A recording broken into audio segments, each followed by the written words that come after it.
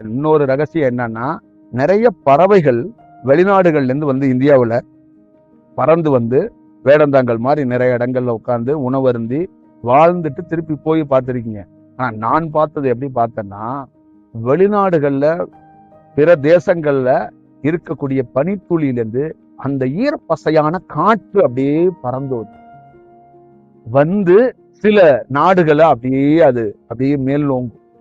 அப்ப அங்க புது புது உருவாயிருக்கிற உயிர் துளிகளுக்கெல்லாம் ஒரு புதுப்பிக்கிற ஒரு செயல்பாடுகள் நடக்கும். அப்ப அந்த பனித்துளிகள், இந்த நமச்சிவாயங்கிறது, இந்த சூரிய தன்மையும் சந்திர தன்மையும் சேர்ந்தோன்னா என்ன நடக்கும் அப்படின்னு கேட்டீங்கன்னா, ஒரு பிறந்த ஒரு ஆணையோ ஒரு பெண்ணையோ புதுப்பித்தல் நடக்கும்.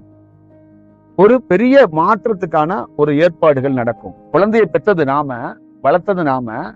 ஆனா நம்ம குழந்தைக்கு அறிவையும் ஆற்றலையும் தன்னம்பிக்கையும் கற்றுக் கொடுத்தது ஆசிரியரா இருப்பாங்க அப்படின்னு சொல்லுவாங்கல்ல.